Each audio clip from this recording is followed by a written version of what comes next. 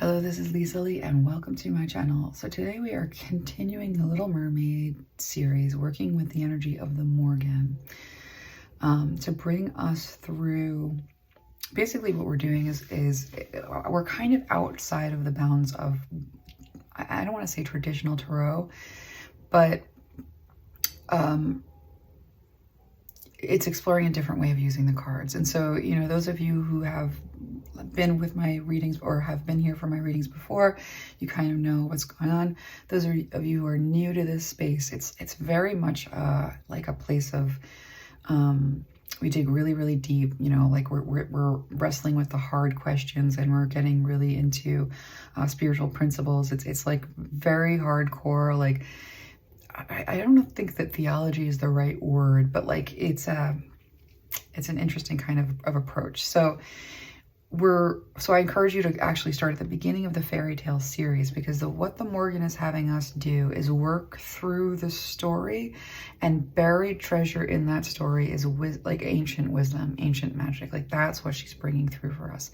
And so I really, you know, if you're finding this and this is your wheelhouse, you know, I encourage you to go to the beginning and work your way in this direction. For those of you who have been on this journey sort of one at a time, where we are with this is at Prince Eric. No, we're not. See, I have like a rough outline. I don't like, we did Prince Eric's influence, and we're moving into Triton's protection. I hope I'm saying that wrong. And so it's a part of the story where her father is protecting her from, and there's this like interplay between her father, the Ariel, the mermaid, her father, and Ursula and the deception. So we're actually looking at some really dark things today. Now, one of the aspects of the Morrigan, let me just, I don't know if this is straight. One of the aspects of the Morrigan, and she has like, we talked about in the last installment of this series, this notion of holding different energies and essence, and that the gods and goddesses that we work with, the way that love was there before you were born and after you die, it is an infinite feeling that exists before and after. And that's what maybe not all pantheons, but often what was understood ancient, you know, alchemy of what the gods are. They're the essence that exists before and after you, that you hold in life, but that it doesn't belong to you, right? So that's a god and a goddess. And those essences are, and I'm going to start pulling cards as I'm speaking. I'm going to shuffle a little bit. Those essences that are divine essences have an intelligence of their own. Humans create egregores, and if you look that up, it's sort of like, you know, almost, I guess a similar thing would be on a small scale. You think about like a voodoo doll or something like that. It's creating a structure or, you know, with our consciousness where everybody agrees that, I don't know how to express this right. While divine energies have intelligence, like denser, darker, more malevolent energies usually don't have an intelligence of their own, and they require something from you in the way of conceiving of them to give them form. And so when you can identify what that essence, or, you know, in a negative sense, in a shadow sense, is, you can very quickly dismiss it, like, because it doesn't have a personality and an essence of its own. It's something that's made as a like a nightmare, right? And, you know, it's something that's not true to the reality of who you are and what we are and where we're going. And that didn't really come through as crisp and clear in the last couple of ones, so I wanted to sort of go over that again. But what the Morrigan is bringing through with us today is stuff of the nature of nightmares, and that's going to be an interesting thing, because she's saying, like, pull no punches. Now, an aspect of the Morrigan, which is, and the Morrigan's like a, yes, this is very hard for me to explain. You know, there are people who are better explaining it than I am, and I might put a little like link below if you want to learn more about her, like the sources that I like. There's an aspect of nightmare. And so when she tells us that she wants to go into the nightmares with us, because we're looking at what protective influences are around you, who or what wants the best for you, even if it seems restricted.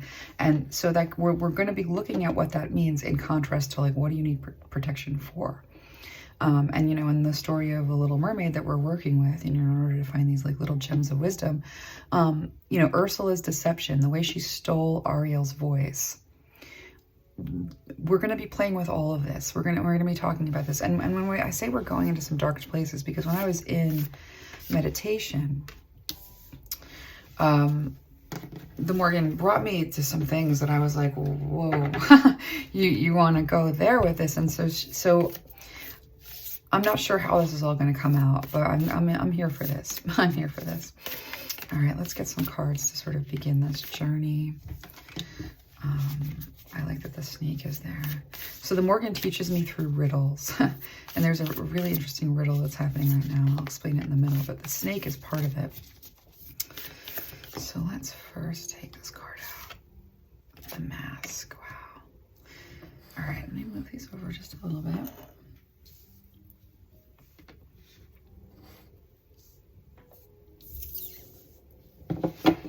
Bottom of the deck, we have the nectar. Okay, let me get some of, I'm gonna get two of these.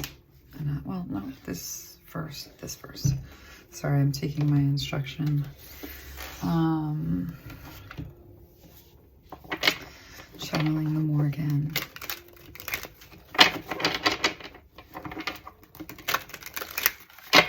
Wow, that's just, there's stuff coming through like that I'm, you know, kind of sort of glancing at this, and it's sort of amazing. She showed me some nightmare-y things, but this is starting on a pretty amazing note. Oh, the rebel. Consciousness. So I have dyscalculia and dyslexia, so looking at this rebel, you know, there's the Roman numeral that doesn't help me. So I think this is the Emperor. I could be wrong. I could be completely wrong, because it has a kind of magician kind of a feeling too. There's something there to that. But this does feel Emperor to me, so I'm just going to go with that interpretation. With consciousness, schizophrenia, ooh, the Morrigan, just taking us into territory. We are the world, and transformation. Bottom of the deck, we have the Master.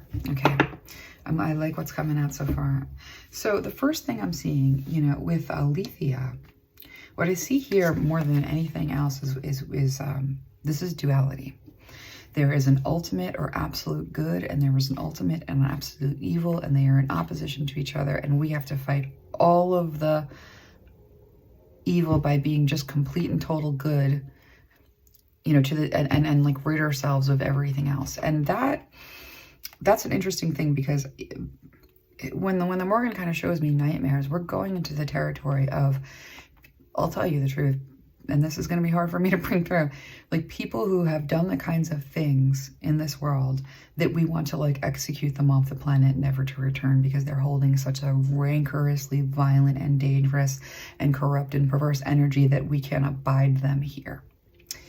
Now, if we go back to the previous readings, and that's why I think you need to do these in order, when we talked about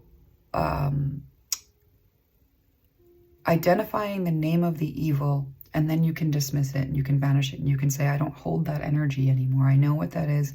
I know where it's coming from. That's not me. I'm not going to hold it anymore. And I call in the opposite energy. I call in the energy of like love, courage. You know, there's so many. And you know, with the pantheon, you know, what the ancients really understood by their gods is like when this beautiful alchemy of essence is that when you were feeling something in the way of jealousy, you could say, jealousy, I know your name. I don't want to deal with you. And then you can call in unity. Unity, please, you know, help me with this space, and move into like, you know, this is a really beautiful thing that we're being taught here.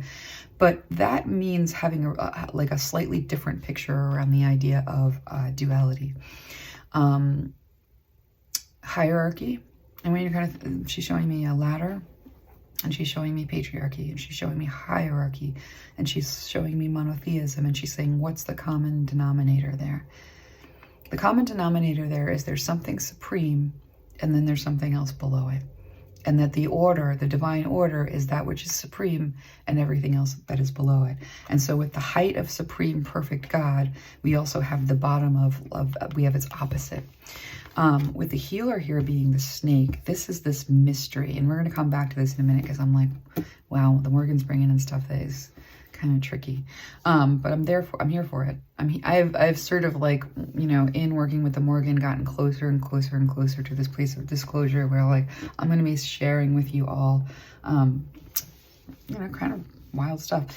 So with the mask here being about what this is, she's showing me almost theater, and she's showing me that there's the stage was set, the play was done, and everything was carefully, like the architecture was there for, you know, this type of like spiritual, like that. Okay, how do I explain this? So the Morrigan's kind of showing me there's the essence, the real things, like the gods. They form, like, you know, the essence of beauty, the essence of love, the essence of courage, the essence of sovereignty. Like, that's divine. There's an intelligence. It exists before us and it exists after us as itself. We call those gods and goddesses. There's always a counterfeit for that. Every single time there's a counterfeit. There's a counterfeit for every true essence in the way of like a perversion on that. A way in which, you know, someone will hold an energy that can be like, you know, love, and then like put something in it, you know what I mean? That is a dark, I don't know how to explain it, but like it's all alchemy. So the Morrigan's kind of saying like, slow down. Like, you don't need to explain it all at once. Because it's, I don't, you know, so let's explain it slowly. So, so back to, like, you know, the mask is kind of what we're talking about. We're identifying what the counterfeit is, how it operates, and what its name is, in order to properly, like, it's gone. Once you have that revelation where we know what we're dealing with, we can, you know, quickly and easily say, I know what your name is, and I'm not going to be entertaining this energy. We can kind of find the root of it. And if you started at the beginning of the series, you know, we did that with supremacy, with, I think it was the Beauty and the Beast. So with the nectar here being about what you are and what you have to offer creation and what you are as a part of creation, the mask being about the false, you know, the counterfeit, and this being about, like, this is significant to, like, us being able to tease out what's real and what's not a little bit. With the rebel consciousness, schizophrenia, we are the world and transformation. This is going to be really interesting. This is going to be, like, incredibly interesting. So now I have to sit here for just 1 second and let the Morrigan give me some courage, because she's showing me something that I'm like, I don't want to do it. I don't want to talk about that. I don't want to go there. And I need to just give myself this moment of, like, taking a couple deep breaths and talking about this. Okay, so she's like, I want you to bring in your experiences and your stories and things that you've, like, you have to talk about that. She's like, she's like, you're the channel. And she's channeling through me. Like, I'm the channel that she's channeling through. And she's like, and you have all of this resources of story for us to have, you know, like, for us to understand things with. And so I want to use this. And I'm saying, okay. So with the rebel here, you know, let's think of this as like a type of judgment over your life is what she's showing me. You know, the Emperor is the energy that this in this particular, I'm feeling it more than I'm seeing, because I'm not even sure that this is the feeling of this card. It feels like tyranny of the urgent. I'm running out of time. I got to get there in time. I don't have enough time for this in my day. There's not, it's a feeling of not liking the way that you look in the mirror. It's a feeling of feeling I have to, you know, do more for my health, or else I'm, you know, falling down this cliff. You know what I mean? There's this energy of, like, authority, which is taking dominion over your life. And then there's its counterfeit. And what we have in the way of a power structure is very much like this counterfeit. You know, divine authority exists in spite of evil, you know, not in opposite reflection of it. And so when we look at consciousness and schizophrenia, I guess I'm going to go here. Me seeing spirits and talking to them and dealing with them, like, again, this is a secret for me, and not anymore, because here's the internet and that's my voice. But more than that, you know, the schizophrenia thing always bothered me. And it always bothered me because it was never like a diagnosis of any kind. That was nothing that I had spirit guides when I was, like, little that were like, No, you don't have to tell people, they don't understand, you know, to the extent that I tried to tell my parents, like, it didn't go over well, like, early in the process of, like, learning language even. And so this has always been something that, like, you know, I have this, like, fear in, you know, in my, like, soul, like, oh, you know, what if it's schizophrenia, right? So it's not, at this point in my life, anything like that, mostly because of all of the personal readings that I've done and all of the psychic work that I've done being something that, like, confirms itself in real life.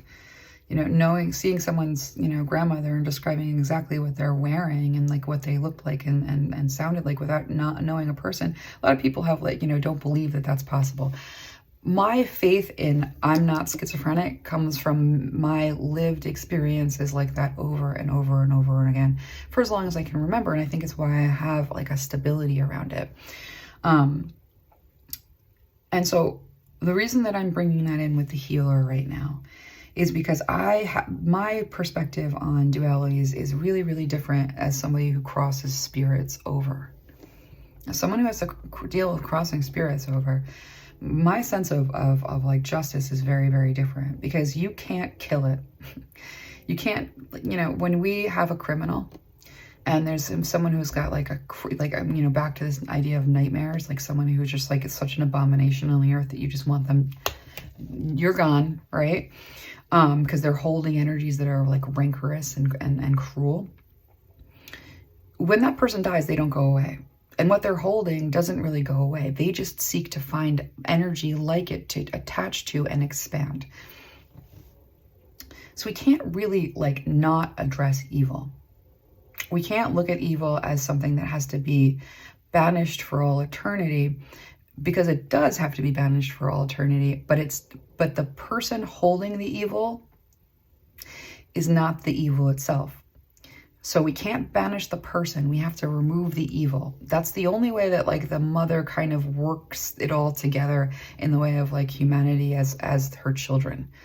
In a sense, no one really gets left behind. Everyone needs revelation related to what kind of rancorous energies they're holding and giving power to and expanding in this universe and being the representative on earth of. Like, we need to have a consciousness about this, so that people can say, oh, that's not who I am. I'm not, you know, the spirit of genocide. That's not me. I'm not holding that energy. I'm not going to, you know, participate in that group deserves to be wiped off the map because of my group and the way that we see a story around the existence of the whole. You know, we can't get rid of them. And so that's why I'm, like, very much a prison abolitionist. It's a very radical stance, because I know that those people, when we identify the problem as the person and we punish the person, a lot of times we make it worse. We give that energy more, you know, space. It just poisons the world. It continues to poison the world when we're not able to look at the shadows in ourselves and the shadows in others with love. And I know that's really hard to kind of hear, but what the Morrigan is showing me, she's like, the reason I want you to bring in this crossing of ghosts, which I do a lot because they show up and I know how to, you know, work with that. The idea that, like, we can just punish the bad people and exalt the good people, that doesn't actually work, is the problem. And so when we think about Triton's protection of Ariel, you know, we're going to put Triton in the position of God. You know, God's protection over humanity. God's protection over humanity is the essence of what's created in the way of a person. You know, when you think about your parents, your mother's essence and your father's essence and what came of it, we're talking Trinity, is your essence, very unique. That cannot ever be, like, demolished. That's the God particle. You know, you can't, I don't know if it's the God particle, but I saw a particle, so I thought that was what he called. But that's something that can't be, your essence is not the worst things that you ever did. Your essence is never the worst things that you've ever done. And your essence is never the best things that you have ever done. Your essence is something that cannot be touched by anything to diminish its value. It exists as a holy creation of the gods and the goddesses. Like, this is how I see it. And because that's true, you know, what does it mean to be a representative of the divine on earth? What does it mean to bring, you know, healing? What is the purpose of spirituality? What is the purpose of religion? What is the purpose of this aspect of our psyche, and what it means to work through all of our stuff? When we deal with this idea of duality as something that can be conquered by extinction, this is where the Morrigan's like, the premise is wrong. The premise on how you're dealing with how you sort of look at good and evil is wrong. And so I'm looking at We Are the World, and, you know, this kind of speaks to this connection of what we are and transformation. And I want to get a couple more cards on that. Let's see, where are we with this? I get so lost in the Morrigan's. She shows me really cool visions, and I kind of almost like lose balance sometimes.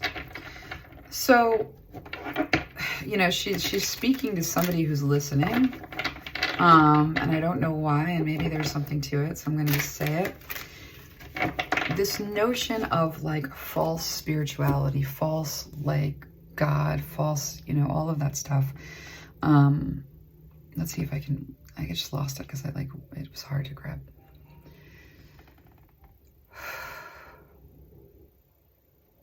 Let me get this back. Wow, that was like that was almost like an energetic tackle. Let me see if I can find this again. All right, I'm going to pull cards. That was kind of weird. We lost something, but it'll come back. I have a lot of faith in the Morrigan. Often likes to pace things in a particular way. So let's bring some cards into this. I freaking knew it. I knew she was going to go there. I was hoping so much that she wouldn't. Oh, man. All right. Oh, man. Okay, we're going to keep on going. All right, so now I know what I almost lost in the way of like she was trying to bring something through, and then we just needed to wait a minute. We're going to be talking a little bit about this notion of right spirituality and wrong spirituality, right God and wrong God. And so when I kind of tell you that I see ghosts, I see what the hell is like the energy that is, you know, making the problem. I help them identify that that's not them, and then they ascend. Poof, you know, this is kind of how it works. And then the energy that they're holding diminished. It's diminished. It goes puff, and it's gone, and it's less of that energy on the earth. This is why I'm such an activist about heal everybody, or else we are all going under. And I've dove in so deep into the dark well of criminal justice reform that it almost killed me because of this, and it wasn't like a healthy drive to like find out what is hurting people, figure out how it works, and then like try to like use that to heal and reduce these energies. That was where, you know, my spirituality was like in its infancy. You know, that's why I think it's really so important that when you have profound spiritual gifts, you have some teachers, and it's very difficult when we don't. So the reason that I bring that through is because when I say that I see ghosts and I cross them over, you know, this is not a lesser spirituality or a less valid spirituality than someone believing with all their heart that like Jonah was in the belly of the whale. Absolutely. Sat in there, thought about things from a belly, and then he's spat up on the shore. This is the same. You know, this is all, it's not the same in the sense that like what I'm doing, I have an experience of in a relationship that's like tangible to me in my life, and the story of Jonah and the whale isn't. But the reason that I'm bringing that in is because you know, for those of you that are here, even if you don't have a religious affinity, even if you don't have a story, a container for your faith, because that's what we're talking about, in the way of like making sense and coherence of our like spiritual experience. Even if you don't, I want you to entertain the possibility that when someone says that they believe that Jonah was in the belly of the whale, maybe possible, okay. There are spiritual forces at play that make every miracle possible. In that same way, you know, lending, she's showing me movies, and she's showing me, what is that? it's a perspective that you have when you're watching a movie. Suspended, what? Belief? So she's showing me like that when you're watching a movie, you kind of get lost in a movie, and you're watching the movie and you get lost in it, and you're like, you forget yourself and you have a cathartic experience. She's saying with the technology of belief, and she's speaking to someone, I want you to open your mind to some of what's coming through in the same way you'd watch a movie, believe it for the course of the movie, for the cathartic experience, and you're welcome to take whatever it is that you get from it, go out and leave whatever else doesn't like resonate for you. So she's saying that because I think she's wanting to invite almost a broader audience of people who aren't spiritual at all. Suspend your belief as I'm talking about this a little bit, because this is a story. This is a story that the Morrigan wants me to tell, and I'm not going to be able to hold back in terms of like my spiritual perspective. So with the healer and the snake, we're talking about the riddle that the Morrigan showed me recently. How do I get into that though? Okay, so when I cross spirits over, I explain the process to you, and sometimes I get some gnarly, like, oof, like what is that, and it will come in the form of like nightmares, So we're talking about the Morrigan, and the way that she wants to teach through nightmares is a lot of these spirits that I need to cross over look about as scary can get. And it's only by like having this knowledge that there's a human stuck in that mess that there's even a way to sort of like get them to see themselves clearly. But I have to kind of step into this space with that energy. I can't cast it away necessarily. You know what I mean? Like that's not really doing the job. That's not making the earth less dense because of intelligent energies that are holding this yuckiness with them and seeking to find more of it and expand it in other people who are willing to hold it with them. Like it's a pile up. So I'm going to tell you a little story about myself and something that happened to me and my friend. And then I'm going to tell you a story about the ghosts that I have to cross right now that are a real pain in the neck, because this is all related. So when my friend and I went on the night of the eclipse, like you're supposed to stay in, like really the energy is so disgusting on that night of like the full eclipse that we had, that I had never felt anything so like, it was like tin. I don't know how to get better than that. Like chewing, I'm seeing this image, and this is the Morrigan is showing me the right image. That energy, like from an energetic feel kind of perspective, it was like chewing a ball of tinfoil. It was so, I didn't want to be around any of that stuff. But my friend, my bestie, who is brilliant, she was like, it's like, this is the eclipse. This is like a once in a lifetime experience. It was like, let's go camp. On the coast, and like it'll be fine. I think they're whatever. We took her. We're not campers. We were just going to take some tents and figure it out. So we were going to take our dogs, and so like and this is like a couple hours away from where I live, and so we go a couple hours away from where I live. It's a big enough drive that it's like significant, and we set up these tents, and there's no one else around in this spot. Like nobody's there. And my spirit guides have been acting weird the whole time. Like, I have guides that are ascended, that are one way. And then I have guides that are family members that, are in the ascension process at one point or another, but they don't always cross immediately. And it's kind of okay when like, your grandparents are around, like they're waiting for their children. It's not the same as like a spirit that's stuck here because they're like, they've become the dark energy that they held in life, right? So, there was like a rift, there was this rift going on between like my grandparents who were like, like they were really worried and really uncomfortable and like, kind of like edging towards like, it's a great idea to stay inside, and whereas the divine energy of the Morrigan that I've been working with is like, we have a mission, we're going to do something. So I knew something was going to come my way. And I was picturing like the scary of scaries, like someone holding an egregor of like the nastiest, grossest. So I was expecting a spirit kind of a thing. But that's not what happened. The way that the Morrigan was teaching me was like very, very different.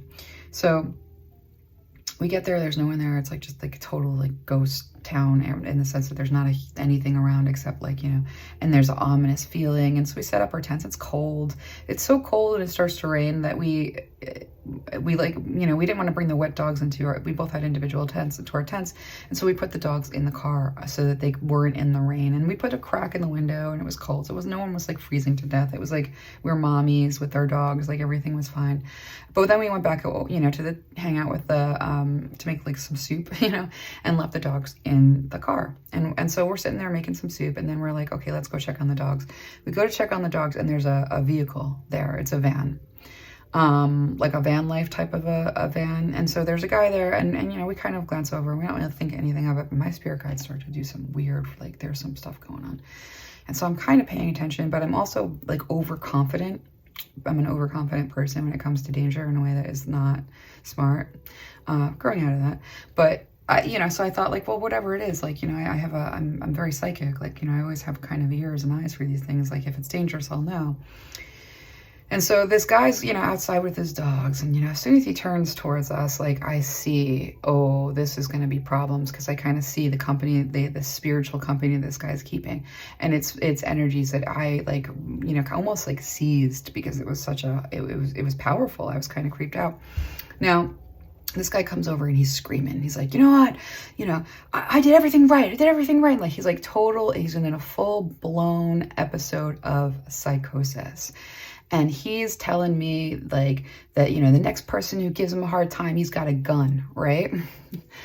And so this is a very bad situation. Like this was a situation where my friend and I were quite literally like dealing with someone who was full-blown psychosis, and that what was puppeteering through this full-blown psychosis was the most rancorous cacophony of like theft, you know, assault, you know, and quite literally, like, you know, at one point, because I'm picking up on the energies themselves, because there's a murderous energy. I know that energy. I've seen that before. I've crossed someone holding that energy.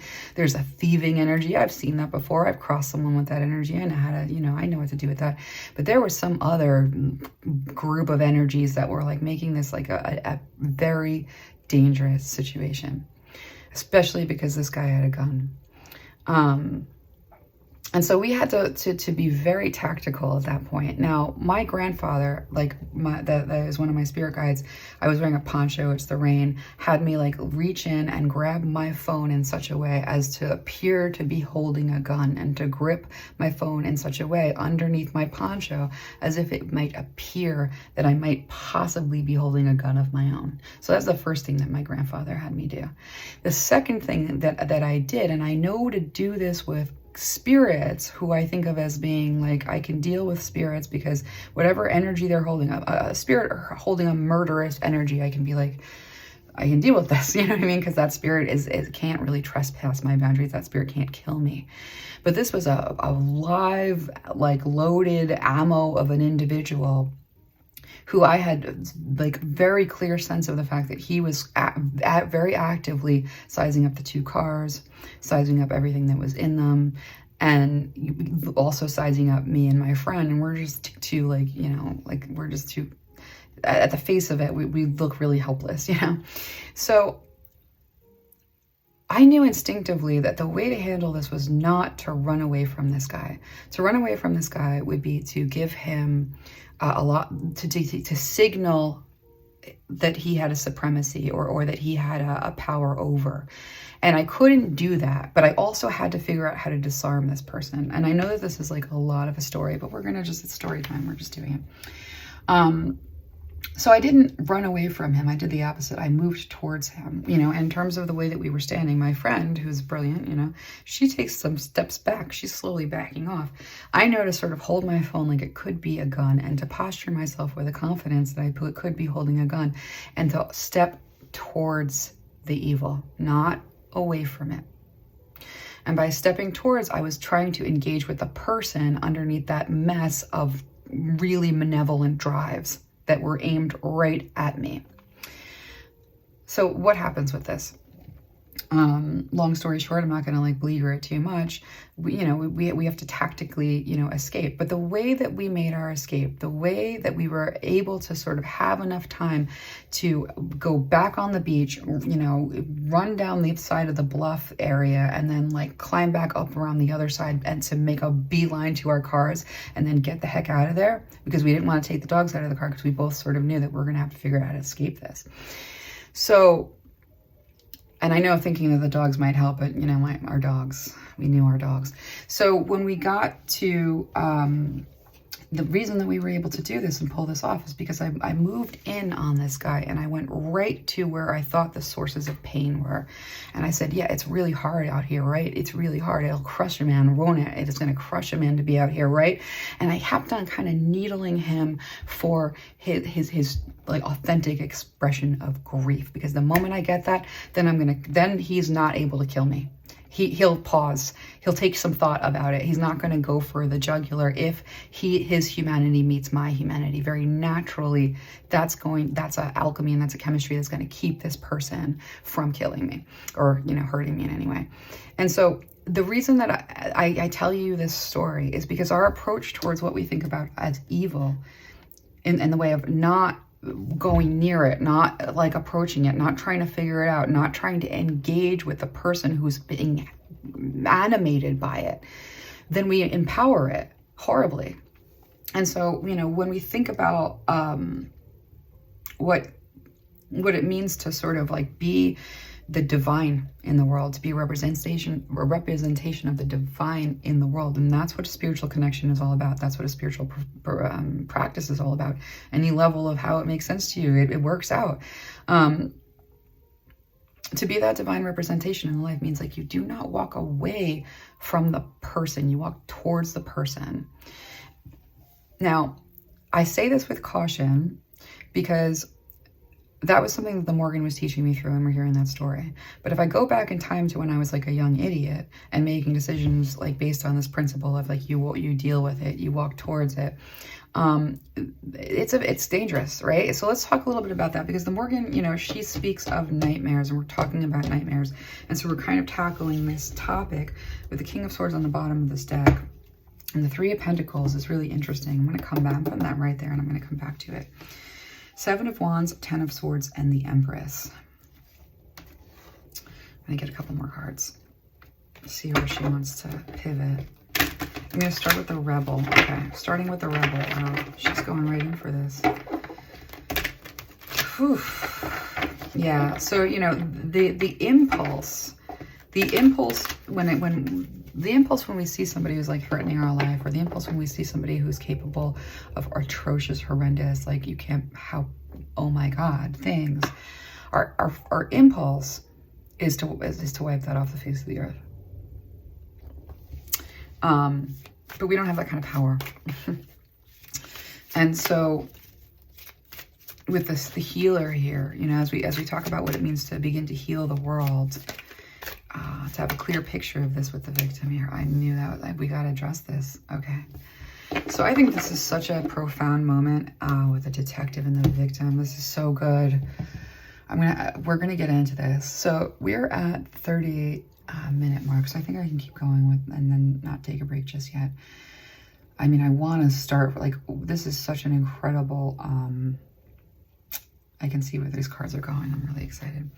So with the detective and the victim, the Morrigan's like, I'm pushing you, girl. And I'm like, please don't. Well, let's just be real. All right, let me have some water. Let's walk towards the shadow, towards the evil. My eagerness to use my psychic abilities to try and like fix a criminal justice system that was actually it's a facade. It's a structure that it's an egregore that isn't, it's not justice. It's the counterfeit of justice. Whenever you're dealing with a counterfeit of justice or a counterfeit of any godly power, you're dealing with a perversion. And so I landed myself in the position of being victimized heavily because I was young and I thought of myself as being invincible. And you know, had a confidence that just wasn't, you know, commensurate to my life experience. And so I made some really bad mistakes. I went into some scary places. I like ventured into some like regions where I ended up in a position where I was victimized at a level that you know, it's almost too personal. And I'm not talking about like one time. I was like one of these people that like would find myself making decisions that were against my like best, safest interest in favor of an ideal that, like, you know, everyone can be free of these horrible forces if we just figure them out. So we can't really gloss over the fact that, like, that people are often victims of horrible things, and that requires tremendous healing, and that healing in some ways, this is hard to do. You know, it's finding this balance between the healing of the victim and the protection of the victim and the healing of the perpetrator. But both things have to be done for a healed world. And so when we think about supremacy and where we find supremacy infecting absolutely every aspect of life, good over evil in a manner that is like supremacy, instead of we have to work with these energies in alchemy, right? Alchemy is a divine essence. Supremacy is its counterfeit. The alchemy of creation is a divine energy. Supremacy is telling you that I created all of this and it's all me, and there aren't any other essence, and there's nothing else above me, and I, and my order and my way is the best, and I identify who is worthy and who we wipe off the face of this earth, and I because that person is better than. This is like where it gets really tricky in terms of like thought experiments with like how deeply ingrained like our sense of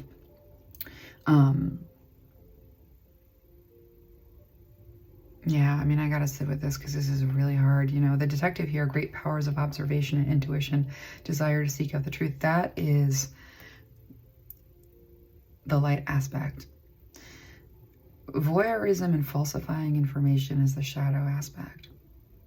And if you know anything about the criminal justice system, and I'm going to get a little preachy here and we're just going to deal with it, Brady violations, you know, what a Brady violation is when somebody knows that they have, a Brady violation is when the police officers know that they have evidence of your innocence, but because they are so convinced of your guilt for whatever cacophony of reasons, they're going to keep that evidence that proves your innocence, right? So if they're accusing someone of murder and they're like, it's that guy, we had that guy, and you know, we questioned that guy, we broke that guy, and that guy gave us the answers, and that guy killed everybody.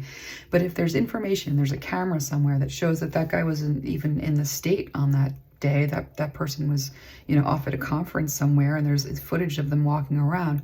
If the DA, you know, if the district attorney's office is in possession of that like factual innocence, they're supposed to disclose it. They're supposed to hand it over to the defense. The number of times that doesn't happen it's like a horrifying, like it's like it's worse than any horror movie I've ever seen, and it's worse than any like demon scary I've ever seen, is the fact that that happens as often as it does. And it happens in little ways, and the reason why that there's a comfort zone around this for the district attorneys, not they're like horrible, terrible, no good people, horrible people, you know. This is where we have to be really careful about how we point fingers, because there's very little that I hate more than a falsifying information district attorney. That is up there, really, really up there. And so when I speak about this, I'm talking about like disqualifying the notion of punishment altogether, because when district attorneys do this, they do a little bit and a little bit and a little bit and a little bit and a little bit and a little bit. They don't do it all. Like they take all of the exonerating evidence that they are able to amass in their investigation, you know, a police officer's investigation and a DA's office, you know, case, it's like $3,000. The individual between like the person who's being accused and the defender, the public defender. Each of those cases is about 300. Like, here's the difference in the power differential. And so they're like able to investigate and find a lot of things and then make a story and very easily hide anything that's exonerating. And it's only later that we find that they were wrong and somebody's life got eaten by a tiger, right? And so when I look at this, you know, detective card, and I think about like what protects you, who or what represents, you know, the protection in your life against these evil forces, we have to be really careful, because, you know, a staunch belief in right and wrong that invalidates or dismisses the sanctity of the life that is in relationship to that right or wrong, nobody wins. No one wins with that. That evil can be easily dismissed, and like the reason that we have this major shift of energy right now is because people are letting go of the dense energies by having an epiphany, and it you know, the earth and the world that's like lighter. You know, we're able to sort of connect better. And so I think I need to take a break here, only because like I can see where this is going, and I have to pull myself and like all of the work that I've done. It's like I have to put, like, as much of the Morrigan wants me to share, I have to work with the energy in my body a little bit, because I'm having a really hard time with this. So I'm gonna like leave this here for right now, and then we're gonna come back for a second part. Okay, we're starting back up again, and I'm looking at this, and it's going to be an interesting reading, and I'm really thankful for those of you that are like going to be here with me for this, because I'm going to bring some of like the stuff that I know like into it from like my own personal, like, this is so hard that I have to do this way, but this is what working with deities can be like. Now, if you want to think about it from a secular perspective, you can say working with the energy of sovereignty, you know, pulling that energy into the solving of any problem you have is a kind of like, again, alchemy of your own power and your own will. But if you're me and you know that you're dealing with the Morrigan, it's a title, then, you know, this energy of sovereignty is saying to me, you are sovereign, that you are not a victim. And that's a really hard place to sit when so much of my time is taken up by the stories I tell myself about the things that were unfair, the things that like took from my ability to create freely of my own abundance, because it derailed me. In the light attribute, a victim prevents themselves and everybody else from being victimized by others. You know, the last part of the reading, we talked about, you know, what it means to learn through life. Have your goal be a learning process that you're always in. Have your goal be a learning process that you're always in.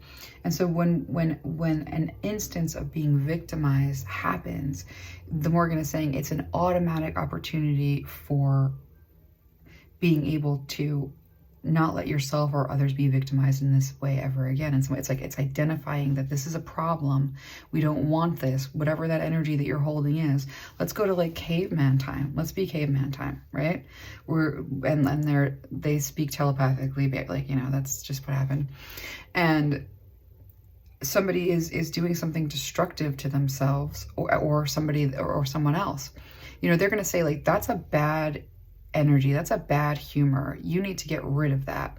That's because they didn't really think of it in another way, right? And so then they would do a ritual and they would get rid of that for that person. They would help that person like move that energy off of them. And so the Morrigan is saying, you know, the full equation is victimization occurs and then we identify and heal it. An accident happens and then we take the person to the hospital and we fix the leg. She's saying that there's this distinction and there's this confusion and there's a lot of problems. I'm seeing some problems here with like, okay, so the Morrigan is saying, talk about the Crusades. she's saying that, like, you know, when we think about the horrors of the world and what was perpetrated in the name of the Crusades, that's a pretty good picture of like a perversion of power in relationship to the perpetrator and victim dynamic. And so why am I gonna say that? You're right. What do I mean by that?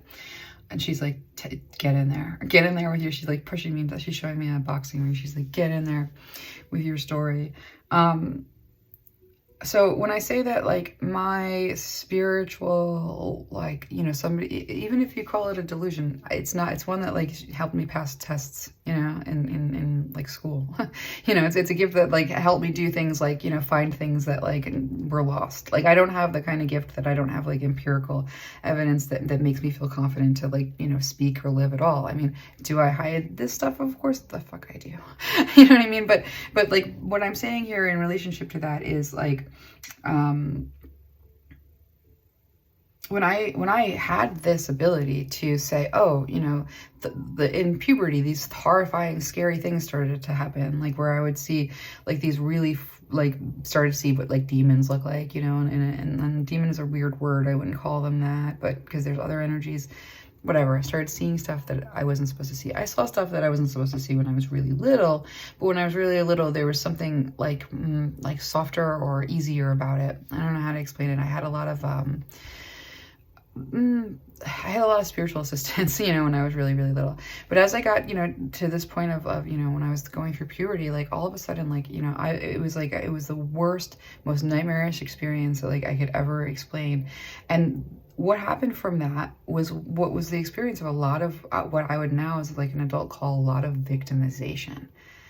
That's a weird thing to bring into spirituality, isn't it? We're not supposed to have like, you know, nightmares. And this is why the Morgan's like, we got to talk about nightmares. We go to the fucking nightmares. We deal with the nightmares.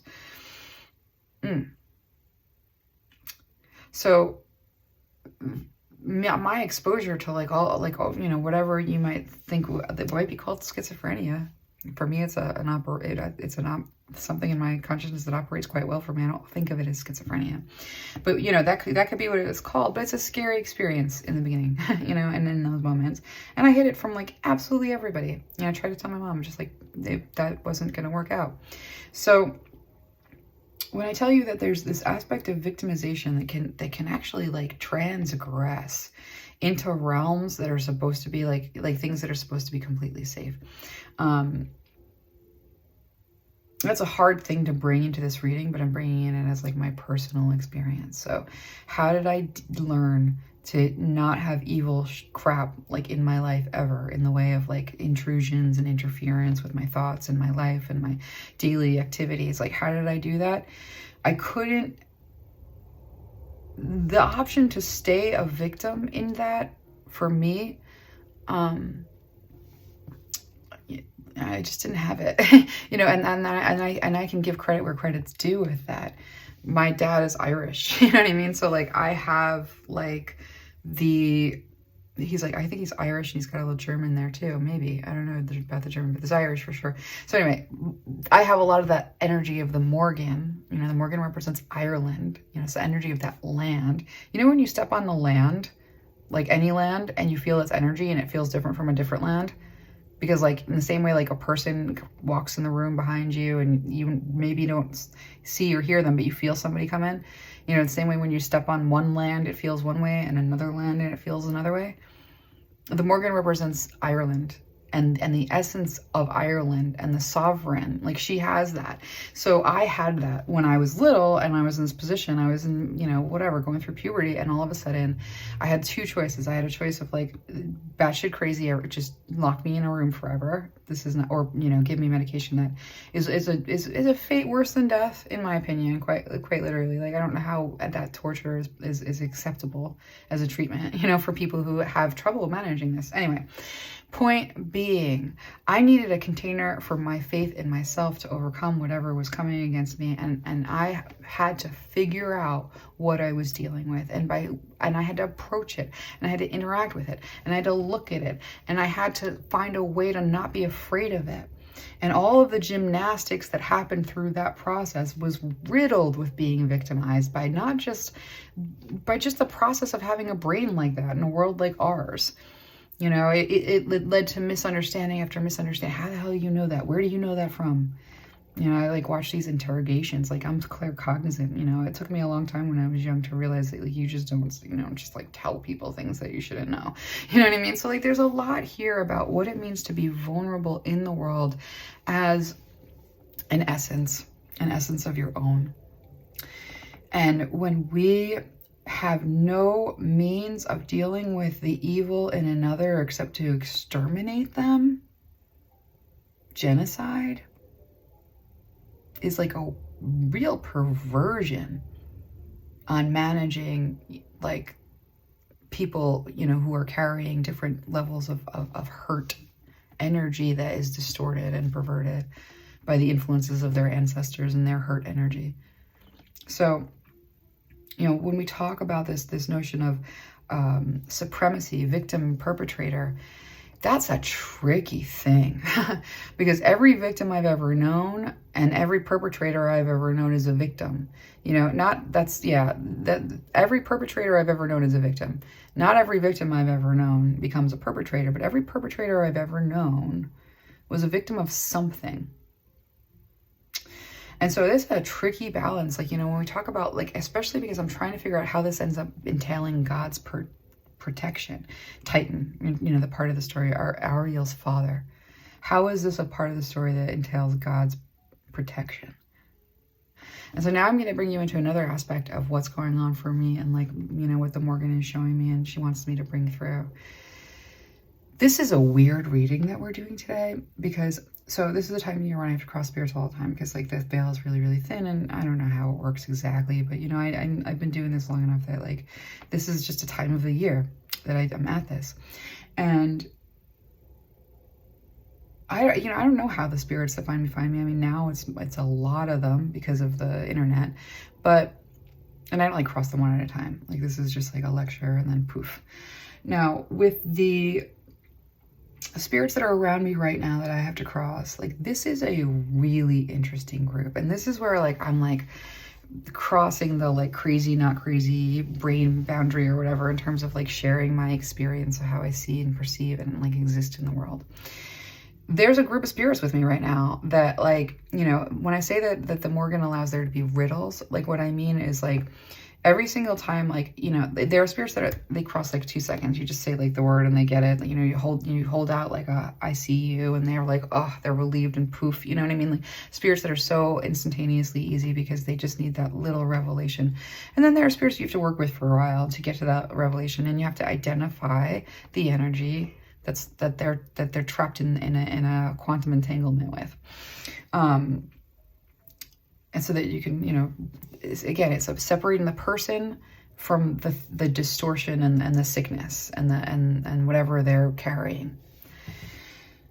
The group I'm with right now is looking to me like ancient Rome. Like, I mostly deal with Victorians. This is like, this is the Council of Nicaea. If that's true, I would like I can't tell exactly, but that's the first thing that pops into my head when I saw this group. That's what it feels like. That's what they look like. That's what it how can it be? And this is why I'm like, I'm definitely going into territory where people are going to think like I'm cuckoo crazy. But it's so interesting that we're doing Titan's protection because we're talking about God's protection with a group that, like, if they're to cross, they have to be able to let go of an energy that I am having a real hard time identifying. This is the riddle. Most nasty energies are they look like they're a personification of what they hold. So, like, you know, murder looks real ugly, you know what I mean? But this doesn't look ugly.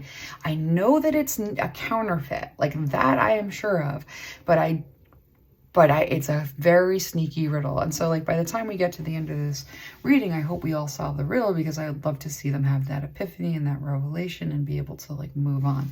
That's why this card is, like, tripping me up so much. Because This card is like the dudes. They don't look exactly like this, but this is we're talking vibe. We're talking vibes. This is the vibe. Now, this is really interesting energy too. Each one of these vibes has like, you know, there's the energy of like the clock is kicking. We got to get there. We got to get, you're too slow. You know what I mean? And then there's another energy that is like, they hold a lot of, so sorry, each one of these individuals holds different energies, and there's a lot of impatience in their energy. There's a lot of accusing in their energy. They accuse. And so while I was hanging out with these energies and trying to figure them out, and like I was like trying to find the commonalities, like they kept on accusing me of, I accuse you of this, and I accuse you of that, and I accuse you of this. And I'm like, what's that? What does that mean? You know what I mean? Like, what's going on with that? And so I'm taking you into my world, and I hope this is okay. But it's definitely like you know, supremacy. You know, figuring out supremacy was a big one, because I know that that's a part of it. That's a very, very big part of it. But I keep on looking at this energy, and it keeps on showing up to me, and it shows up to me as a snake. And like my first clue was snake. And the first thing I said to like the Morrigan was like, okay, snake, eel, maybe it's a shapeshifter. And she's like, no, girl, just like let a clue land for once. Like that's how she kind of looks like that's how she is with me sometimes. So we have this notion of like a snake, and right now we're looking at a three-headed snake. These energies just got really upset. Let me just be with this for a minute. Yeah, we're going to solve a riddle with this reading. I kind of fell out of a, I fell out of the channel just a little, it's a channel, it's like a little, it's like a trance, you know, it's like a light trance, and I can fall in and out of it. Wow, I have to just take a breath. Where are we with time? We're okay.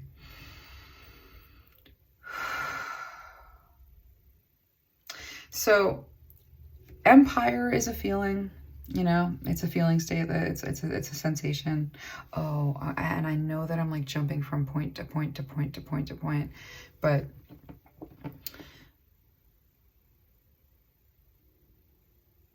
yeah. See, they're carrying a lot of the Crusades as like, if I am not right, oh my, like that's this concept of punishment. That's this concept of hell. The amount of needing to be right that they are, the amount of pain and suffering that has to be right. This is the hardest group I think I've ever dealt with. So let's take a look at this. You know, inherent in every human like essence is God. Inherent in every human essence is God. That's true. And that's why I can work with these guys. So let's, for a moment, we're with the Council of Nicaea, because like, yeah, that's what it looks like. So let's just be there with that. Let's like have an experience of like, let's bring ourselves into this moment. They have to be right about everything that they've been working on creating in the way of their concept of what it means to bring, like, you know, coherence in heaven to earth and through empire. Empire is a conception that somebody came up with in the way of divine order. And that was worshipped in a way that like they constructed an entire religion out of it. Jesus was so successful that they were like, let's like, this guy is like, you know, the most famous, you know, oracle out here. Let's take all of those words and let's like, well, first we got to kill him. And then we're going to take what we like of the message that, you know, was very effective in giving people revelation and release. And let's put it in service of empire. How do we do it? We take all of the things that work about it, and then we mask it with a lie. So there's something here, but like when we approach this, we don't approach this by being like, those bad, naughty, evil, condemned to the bottom of the pit of hell, like Council of Nicaea. Like, look at like, you know, my God, you know, They know not what they do. You know what I mean? Like, we have to approach it from they know not what they do with every single crime against humanity. Because that's what the Morrigan is saying. I don't actually know why. I'm going to ask her. It feels really hard for me to hold that in my body. It's like very destabilizing, I'll be honest. So.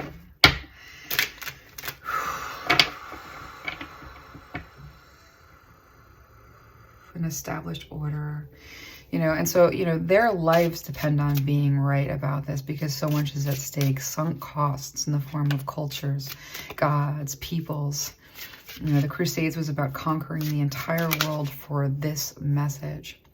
And those that constructed it weren't really thinking like that they were going to like do something horrible, evil, disgusting. They were thinking we need to make the best religion possible for a world order that like allows those that are strong to take care of those that are weak. They weren't the wrong strategy.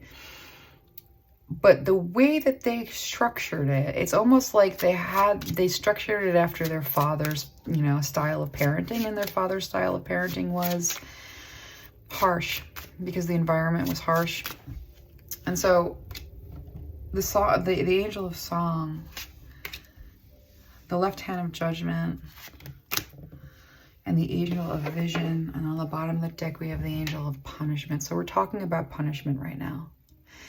And I guess I think I want everyone to come into the question of these old dudes and, you know, that are here, you know, and the Council of Nicaea. I want to cross them. Let's do it together, right? Let's see if we can get the Morrigan to help us, help them have a revelation. I think every atrocity that we can think of in the way of losing our religion, you know, and I want to talk about the Catholic Church and the perversions that like are born of what the doctrine of purity. You know, this is about the doctrine of purity here. Judgment and purity are like linked. See, that's an error of judgment, and it's an easy error of judgment to have because we see, how do I get, it's so funny, like, you know, they get ruffled in their feathers. And so if I'm talking about like ancient, I guess they're popes or something. I don't really, you know, they're wearing very interesting outfits. So that look very Catholic-ish to me. So,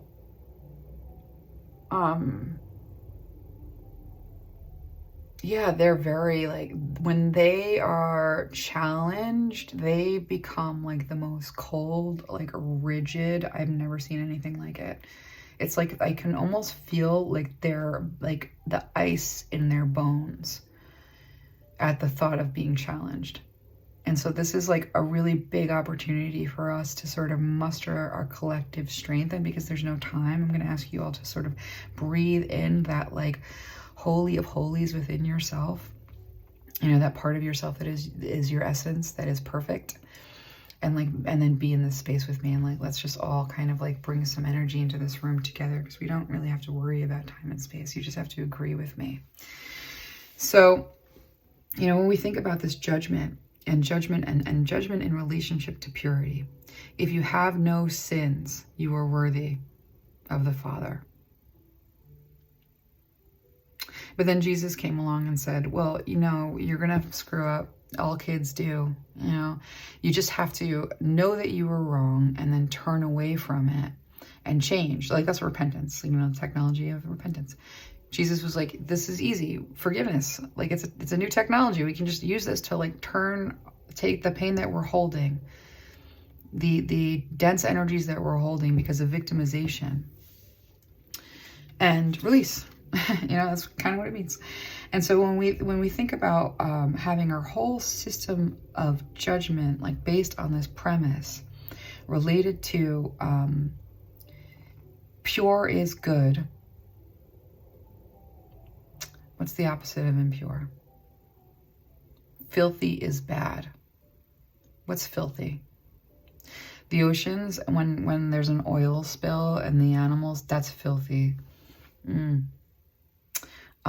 That's not pure. Do those animals deserve to be seen as filthy? Morgan's showing me some really amazing imagery. Let me see if I can get a hold of this. What else is filthy? Like, you know, the crate. I've seen chickens shitting on themselves in like chicken farms. That's filthy. Should we condemn those chickens? They're filthy. Let's condemn them all. Look how ugly they are. I don't want to look at them. I'm seeing a dog covered in mange, and limping with half of its body broken from a car that hit it, and it's covered in filth. We just need to, that dog is filthy. So the opposite of purity is filthy. And so when we go to this question of creating a dogma, creating a supremacy around this idea that there is a pure, perfect God, and to be worthy of that communion or an eternity with that pure, perfect God, to be worthy, this is what they think, to be worthy of the purity of that perfect God, you have to refine yourself and refine your soul through trial and tribulation until you like have nothing but perfection to offer your Lord and Savior. This is them. This is what they kind of, you know, and they've bet their entire life and the lives of everyone else that they've killed through the Crusades and everything that came of colonialism and everything that's come of empire and hierarchy in this way. They bet a lot on that. And so dismantling it is really interesting because it doesn't feel like an evil, does it? It doesn't look like the kind of things that someone holds that like looks like it's this is slick. This is a slick energy. So let me see what time it is. Okay, we're good. So when we're in this reading and we're doing this, you know, if you don't believe in these things, it's a thought experiment. You know, if you do like this, please help me with your energy, you know, which is, you know what to do. With the King of Swords and the Three of Pentacles here. Yeah, the cold, that's the King of Swords, man. They feel like ice in the bones is the way that they feel. That's how hollowed out. So the Morgan is showing me that the way that they've perceived of purity is to hollow themselves out, hollow themselves out, hollow themselves out, and pull in the energy of one monothe. Monothe. What is that monothe? It's a false god, isn't it? I think it is. So that's tricky. Because this is a false god that would constitute, I think, what I would call the first evil like spirit that I've seen that had a kind of a form that wasn't all of the evil spirits that I perceive that have a form, like once you know their name, you know what it is, it loses its form. When it loses its hold, and it just evaporates. It has no intelligence of its own. So that's why it's like, that's like why the ascension is like constantly happening, and why we, you know, every time we have a new epiphany, our ancestors have it with us. It's like how the machine works. The divine justice works that way. It's like karma in a kind of a way too. So when we are, sorry, I get lost. I just lost it. Just give me a minute. Yeah, this energy of evil that I'm trying, the solving of the riddle around what this energy that Empire is holding with so much power over every, you know, like it's basically saying the ends justify the means. It's a doctrine of the ends justify the means very heavily, and I've ruined my life with that doctrine. Actually, I've done that myself, so I actually have something in common with them. So without getting too personal, like I personally, like, you know, in my quest for my own sense of justice, ruined my life with the ends justify the means. I mean, I'm still here. It's not completely ruined, but like you made decisions where, you know, I thought sacrificing myself and sacrificing my, you know, vital years in my mind or whatever for a cause.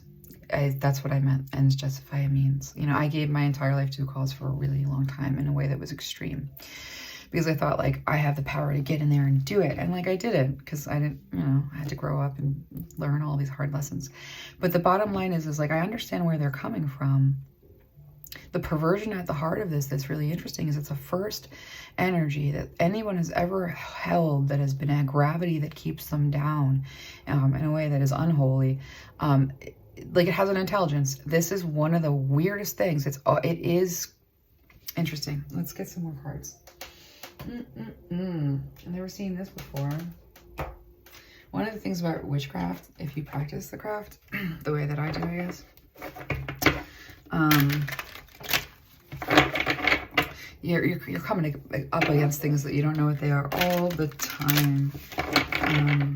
There's always something new that is like, what is that? Every single thing has an extreme. How are we doing on time? We're okay. I obsessively look at the time, and that's a conditioning that I'm trying to not do that. I'm trying to get that out of my system. Angel of Punishment being on the bottom of this deck is at the heart of what we're talking about.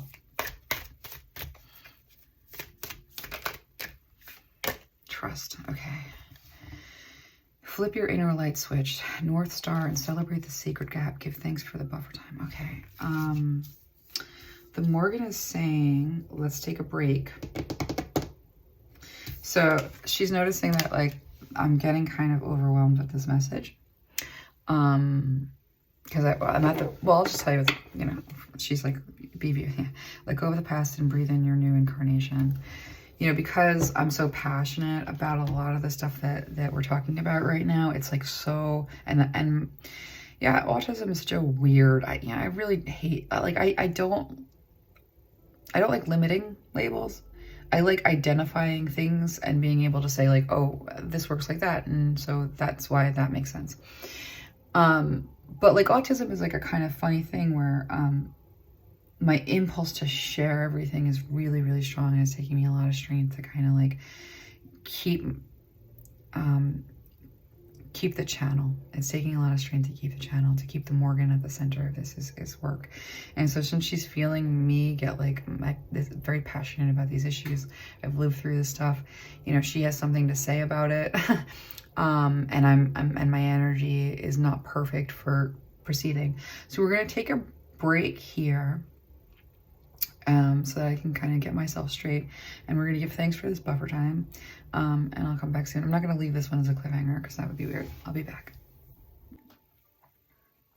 Okay, we are back. So where we left off, I was just starting to like get overwhelmed, and it was, you know, I had to take a break, but coming back to this notion of, you know, we're working with this idea of like, the stronghold of the empire seems to be related to whatever I'm dealing with in the way of the ghosts that I'm trying to cross right now. And maybe not like the strongest stronghold, but certainly like something that is like confounding me. This notion of like, so the ends justify the means. And so I'm actually, let's just call it the Catholic Church, because whether they're the Council of Nicaea or something that like looks a whole lot like it, like you know, who the hell knows? But what I'm seeing for sure is this is like some Roman Catholic, like ancient, like we're going like all the way back to whatever that was. You can tell by the way that there's a thing about ancient people. So what I'm seeing here with their ends justify the means, and this idea of duality, and like, you know, just to even trying to, you know, you approach evil, you interact with it to try and like tease out what's going on so you can bring some healing to the situation, and then it just disappears. So when I'm, you know, dealing with this Catholicism sort of energy, you know, the sales pitch is God is purity. We worship the pure, one, true God. That is what we do. And that God is supreme, and everything else comes underneath it. And they bet everything on that. Every genocide, they bet on it. Every time that they like, you know, cross the whoosh, I just got a little bit scared for a minute. There was a lot of horrible things that happened in the name of God. And in the name of God is pure, and everyone that is not pure will be exterminated into the pit of hell. And everybody who is, you know, will get there by like, you know, serving that supreme purity. And you know, even when we wonder like, why is there all that perversion in the Catholic Church? Like, you know, when we think about all the scandals with the popes, they worship purity. Where are places that purity is found? It's a perversion. Like, and so we have to think about this notion of justice in relationship to purity as being at the heart of a lot of what goes wrong, you know, with us like serving each other in terms of like, you know, I always talk about the feminism of mothering. Like this is a, it's like a philosophy of feminism that I've been developing for a while. Having a sip of water.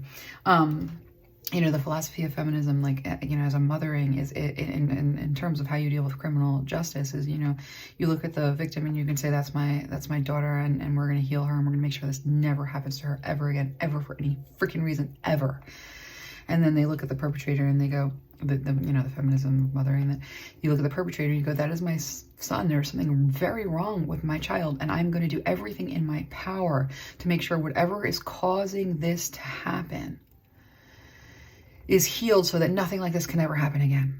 You know, that is an ends that just like, that's where we get to the same end. Nothing like this ever happens again.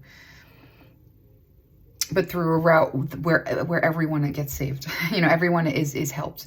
And so like we have to kind of step away from, let me pull some cards right now. Let me see something. Yeah, left hand of judgment, and then the aletheia. Yeah, this notion of judging by way of purity, this notion of worshiping the one pure true. It's complicated. Let me get some more cards. That is really interesting.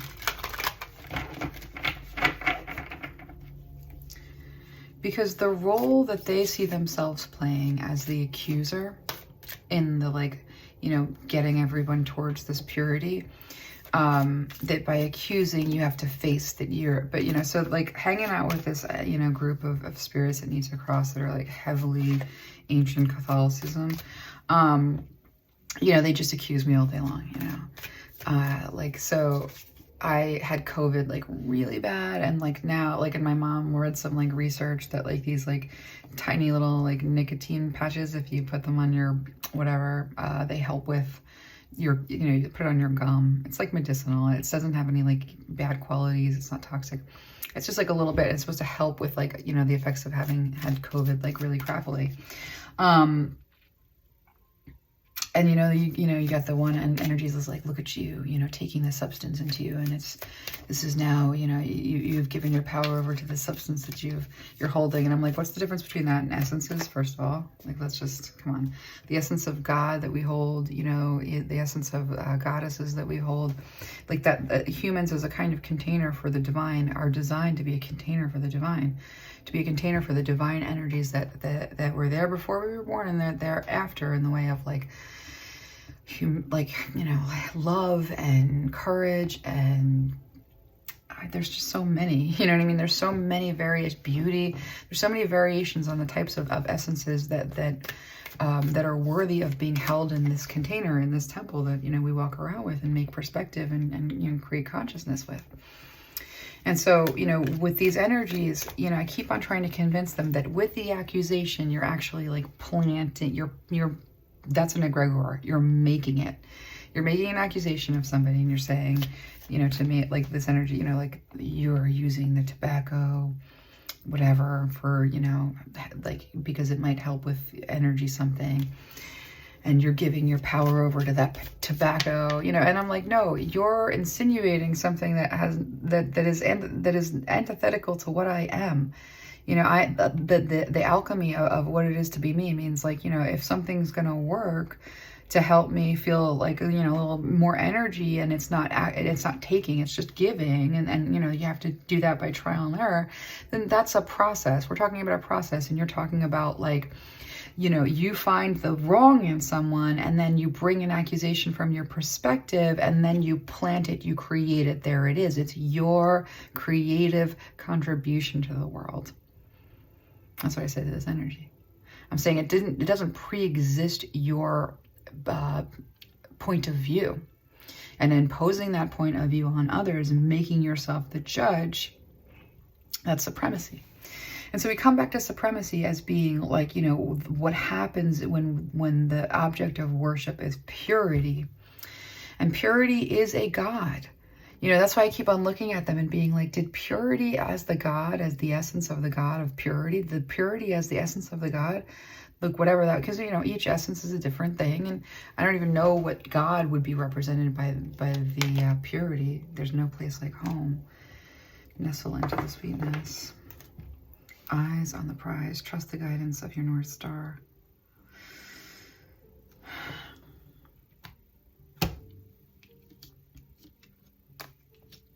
What needs to be healed here?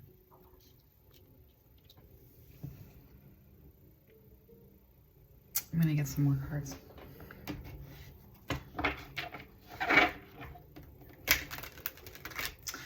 So, you know, in the same way that there was the supremacy of types of love, and that ended up canceling out all of the different kinds of love that, you know, there's friendship love, you know, there's a, you know, the loves that we have for, you know, our parents, there's a love that we have for our family, like there's all different kinds of love that you have for your best friend, and like, you know, they all have different characteristics, and it's a whole spectrum of love. In the same way, there's like, especially like sacrificing friends for, you know, a romantic love. Like, you know, the spectrum of love should never be really compromised by putting one type of love supreme to all the others, or we get out of balance and we go into deprivation and everything becomes competitive and confusing. You know, and in the same way that, like, when the last, you know, looking at this question with the Little Mermaid, like the last, you know, time we were going, whatever, it's not episode. What am I doing? What came through in an earlier channel, and I'm gonna like lose it. Let me just get some more cards.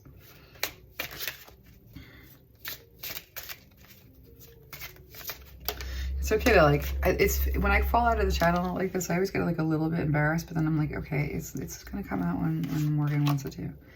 Yeah, that's what I thought. Oh, right. Okay.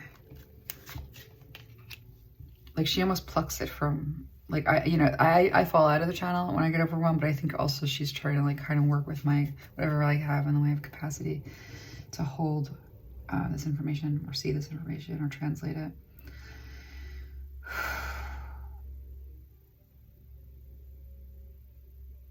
When the ends justify the means, that's in and of itself, like that's the hierarchy. So I guess we really have to ask ourselves, you know, is our soul's journey about becoming the purity that is worshipped as one and the only, and no other aspect of that essence is allowed to exist?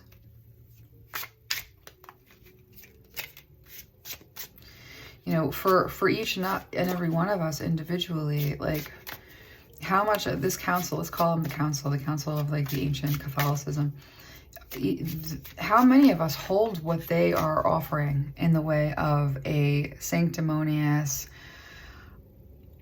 I have been wronged and those who have wronged me are less than, undeserving of, should be punished.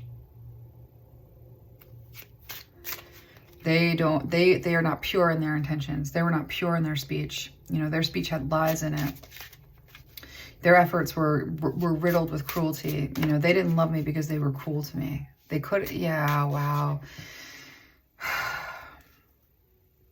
You know, it's almost like, you know, the Roman Empire that is behind, you know, the system of oppression that we currently have right now. Like, they banned channeling so that, you know, the divine had no way of kind of explaining these things, you know. So if you look at everything that is like truly condemned, there's something to that. Okay.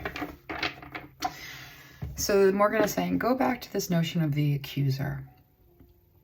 So when I'm trying to figure out this riddle, and we're trying to figure out together, you know, maybe we'll get to it by the end of this segment, maybe we won't, is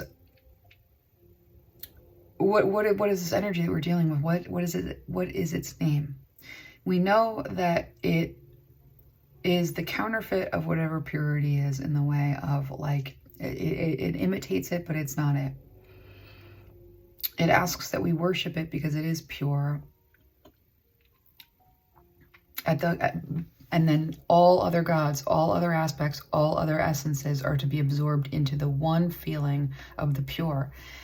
And so that's like the premise of the justifying the ends to the mean. Then we have this notion of like all of these energies do all day long is like accuse. They walk around accusing. They just point their fingers.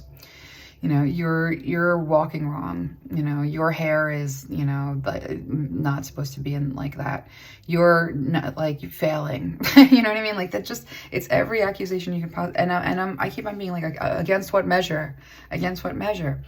And so when we think about like the face of evil, you know, and what it means to solve the problem of evil in the world, this is the problem isn't like that, this is so hard to explain, but the problem isn't the person who's carrying the energy. The problem is the energy itself. And the energy, when we all agree that we no longer carry that, it disappears completely. We have a lot more power than we realize. And so the only thing working against it is this notion of supremacy. I am better than you. I deserve and you don't deserve. If you do that, then like justice on the axis of supremacy related to a purity that is unachievable in some ways, change, is basically just killing everyone and trying to make everyone the same essence. We're not gonna just be absorbed into whatever that energy is. With this receptivity here, you know, being about calling in change, you know, in relationship to all of these things, that's what the healing is all about. And that's what this healer aspect is right here. So we have celebration and guilt, which I thought was really interesting. We have past lives here with the angel of visions. And laziness. Laziness, this is, you know, the Nine of Cups is about wish fulfillment. But, you know, part of it, or like, let me look at that. It's often just drunkenness. It's excesses. It's so like addiction's an interesting one too. When we look at addiction, like you always want to look at the symptoms. When you look at addiction, you know, you see somebody who is serving one feeling state, and everything else of them disappears. You know, in a culture that worships serving one feeling state and not letting serving one aspect of essence and for the sacrifice of all the other ones. Of course, we have a problem with addiction everywhere.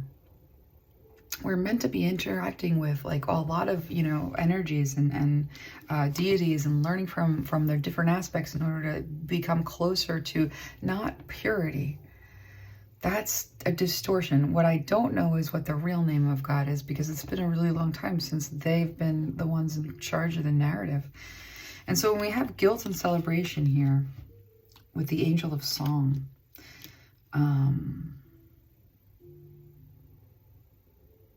yeah, you know, these energies become powerless when every time they accuse you of failing, you just say, of failing who? Purity? It seems a little bit like your worship of purity is failing you in some very profound and scary ways, because where do we find purity? And so when we think about this, we think about excesses in this Nine of Cups energy here. It's sort of the opposite of this Three of Cups energy. This is numbing, and this is feeling so vibrantly alive, so vital, that it is exploding outside and, you know, into a celebration with others. This guilt card here, you know, so the angel of punishment being the subject of what we're dealing with.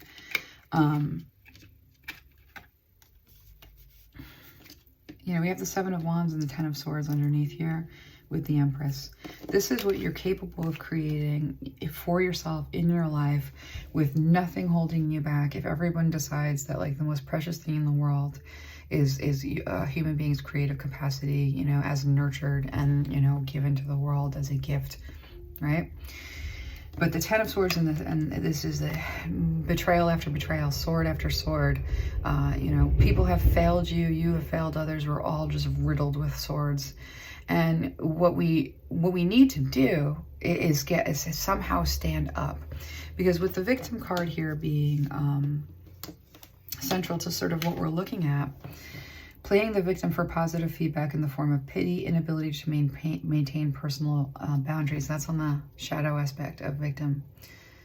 The light aspect of the victim says, that happened to me, it's never going to happen to me again, because I'm going to make sure, or, you know, the goddess mother is going to make sure that I'm healed as the one who's victimized, and the one who victimized me is healed so they don't do it again. It's a two-pronged approach. It's always a two-pronged approach. And so our relationship to, like, you know, good and evil is more about like healing and the process of healing and what goes into healing and identifying like how do we prevent this? You know, you have to walk towards the criminal, not away from them. And that's really terrifying because they're hosting energies that are dangerous right now. So dangerous that look what it's done to them in their lives. No one wants that whatever has done that to them in their lives to do that to us. So how do we heal them when even getting within their radius makes you the victim?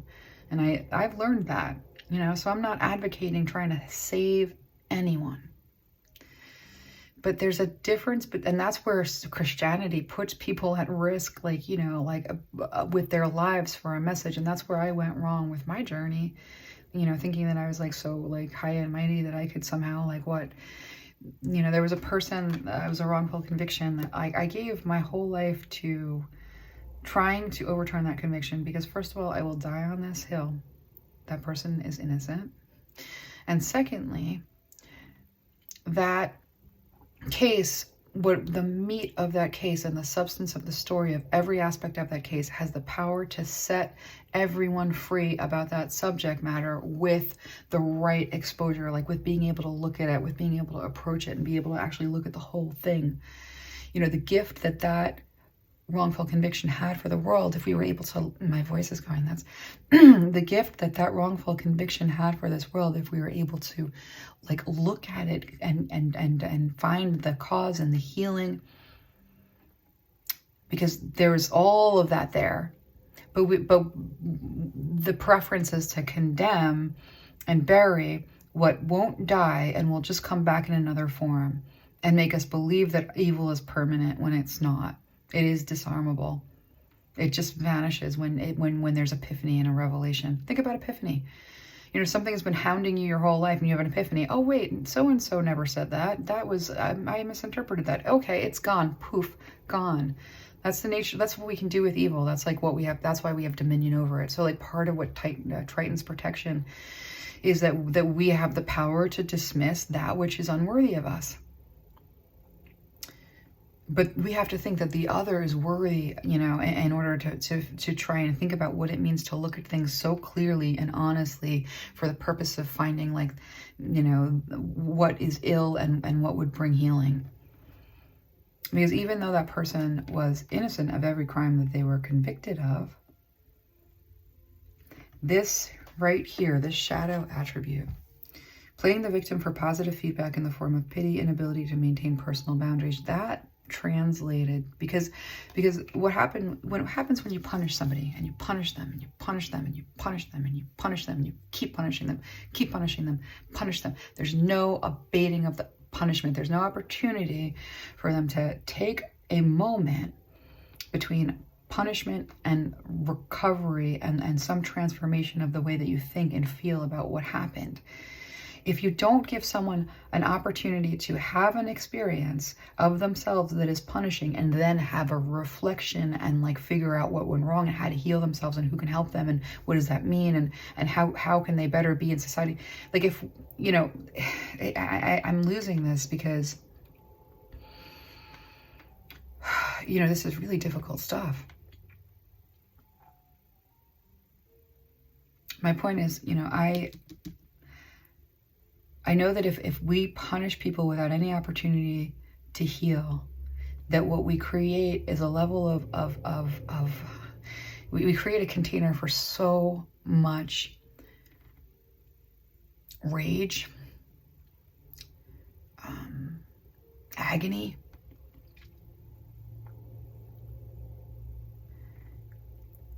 and the depth and the amount of agony that is held by torture victims. If that's not ministered to, it will express in violent ways every single time. And so when this person that I'm talking about, you know, the punishment that was relentless caused, you know, these outbursts, and he was a torture survivor, it caused these outbursts of rage. And so, you know, this is so hard for me to share, you know, it really, really is. But like the point being with this 10 of Swords, punishment doesn't work. Vengeance doesn't work. And, you know, when we think about like stepping into, you know, as a Morrigan kind of is with this detective and what we're doing in the way of like uncovering, you know, the truth of this mystery, of this riddle, you know, related to like, what is this energy that the Empire holds that like we feel like we can't overcome it? One aspect of this is not being able to see our way out of crime and punishment and all the fear that it causes us, right? This victim stuff is really, really hard to find a way to manage with, because the person that I'm talking about was victimized more than anyone I've ever met in my entire life. But their response to that, because of the powerlessness that they constantly felt, was to victimize the one person who was willing to look past everything and hold space for the pain that they were holding. You know, for me, it was about, you know, I thought I could heal this person. I thought I could help them offload the agony that they were working with, because I knew how to do the thing that I do.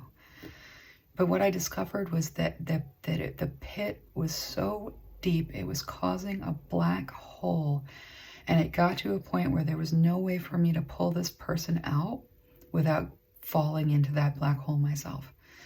And so this is where we have like the unbalance of energies. And, you know, when you take on too many energies that are negative in the way of advocacy, you're teetering on the edge of that black hole if you can't see any way to bring actual sustainable healing. And so, you know, what we're looking at here with, you know, I don't think we're gonna really, you know, we have the Angel of Visions here in past lives. You know, this is I see this past lives card as just being like, we're all guilty of something somewhere along the line. And that working this out and having our ancestors, listen, there are ancestors that I've worked with, because my God, oof, my family, and I'm not saying anything bad about them. They're amazing, wonderful people, and I have no complaints. But there were members of like my, you know, I went to Greece and I had a whole experience with that group. The family member who I look the most like, you know, and this is an ancient person, not ancient, but like when 1800s, you know, held some of the scariest stuff for real. And like the only reason I was even able to sort of like unwrap that and find that healing moment and be able to like, you know, administer that release was because I couldn't give up on that guy, because he looked too much like me. It was really weird. And I have a picture on it. I should figure out a way to show you. But, you know, we haven't really gotten past this, like, as long as we're numb, as long as we're satisfied with the counterfeits, we can be convinced that yeah, I mean, I don't want to leave this on a bad point, so I want to just kind of try and focus, because I feel the channel sort of, you know, it comes in intensely and it kind of fades back, and sometimes it's a little bit like waves. But with this past lives thing, and, you know, me thinking about my great-grandfather actually, I think, that looked so much like me that it was like, you know, disorienting. And I will, maybe if there's a way to put a picture, I will. He did some of the worst stuff that I've ever seen anyone do. And he held some of the worst energy, you know, that sort of like was the impetus for all of that horrible stuff too. And I kind of sat there, you know, for a really long time, like unable to give up just because of how much this person lived. So that's what this past life cards, you know, I think that, you know, we're talking about a change and we're talking about a shift. And like the way to get to this place of abundance is everybody has to get there together. And it's not impossible. It's really not. You know, there's such technology of spirit, and anyone who's like a theologian, or, you know, someone who's like studied religions like heavily kind of knows exactly what I'm talking about. You know, this is backed up, you know, by more than just me. But with the 10 of Swords here, so we're defending ourselves against the accuser, and we're accusing. And so this is what I saw, and this scared the crap out of me. You know, there's this movie, oh God, this is so horrible. Don't ever look. I promise me that if you get like spooked easily, or if like disgusting things, like you can't like become intrusive thoughts, do not look this up. For those of you with a little bit more tolerance for horror movies, and you know what I'm talking about, I'm working with the Morrigan. We're talking about nightmares. She's showing me a centipede, a human centipede. It's like a horrible horror movie, but basically like it's all these people stuck to each other and kind of poisoning each other with their own waste. Right? And that's horrible like vision. But working with the Morrigan, sometimes she will show me the worst nightmarish things, because she wants to make a really important point with that. If our defense against everyone around us is to accuse them of protect ourselves through accusation, that person might do this because of that. This person is holding that, so that might happen with them.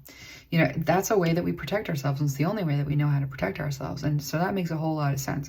But when everyone is holding a whole bunch of knives in their back because of the accusations people have placed on them, fairly or unfairly, and the person in front of them is, think about a chain of people. Everyone's got knives in their back, and everybody is kniving the person in front of them to try and avoid situations where they're going to get hurt again.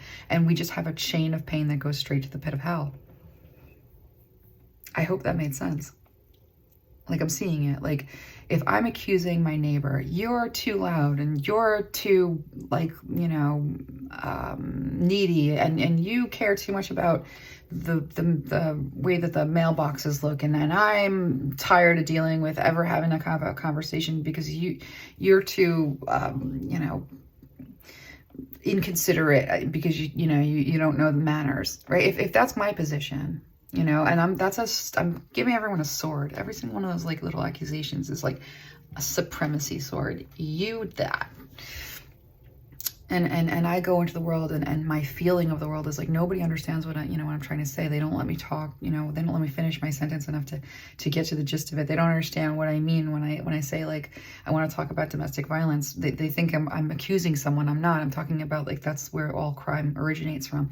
Like, that's why, like, that's the one area of crime we don't take seriously, is a very ridiculous thing. So, like, I'm thinking about all the people who, accused me, and those are the knives in my back. And so, like, I'm guilty of the same behavior towards dismissing others that people are guilty of dismissing me.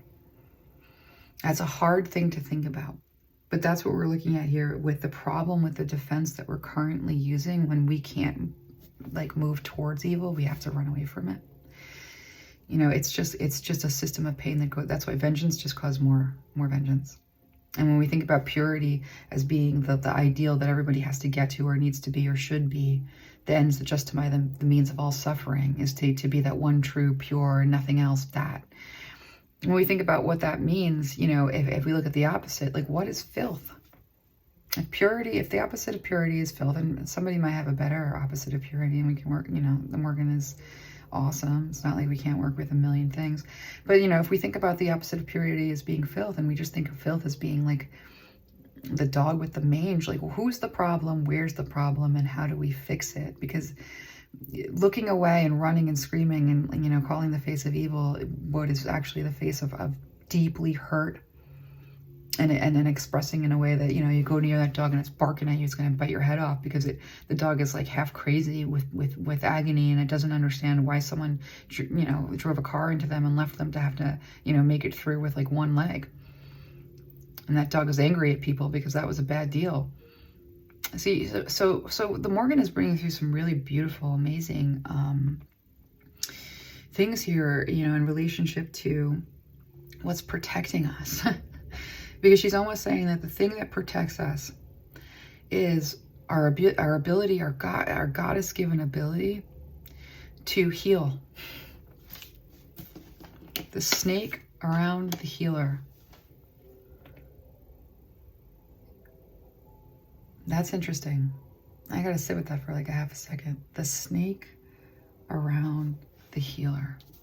The guilt around the process of just getting things sorted.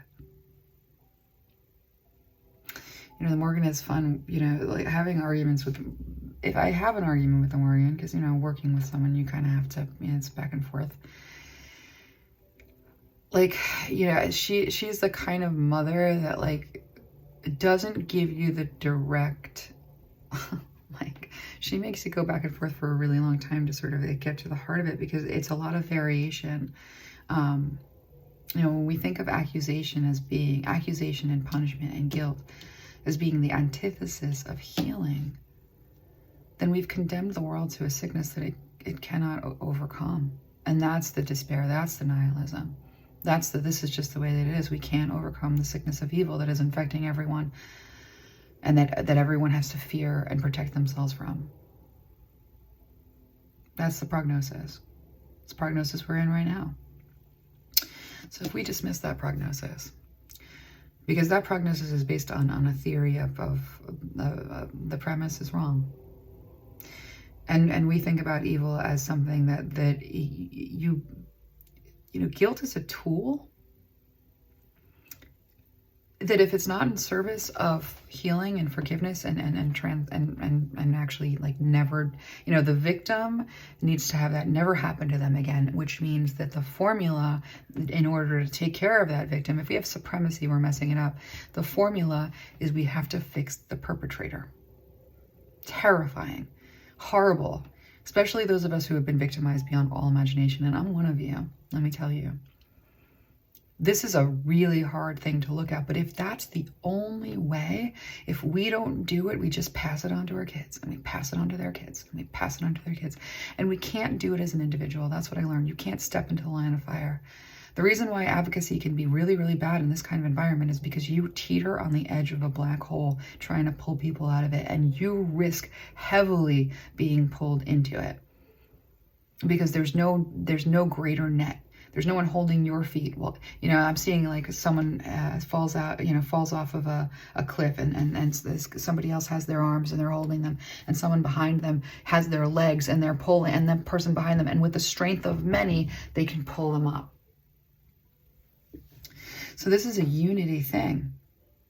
And unity and oneness are not like the same.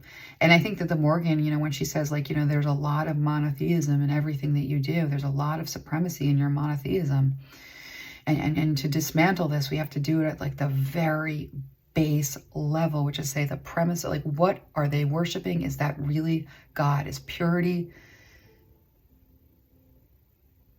and no aspects, you know, and you know, no essences, like, you know, that are kaleidoscope, and see the kaleidoscope. I'm seeing the difference between like a shining bright spotlight of white and a kaleidoscope, and like the difference is immeasurable.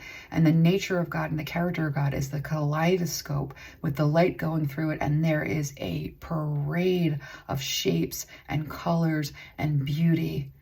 And the false God of purity is this white light that you absorbed into, and then you don't exist because you're one with something that is so much better than you, it doesn't even matter.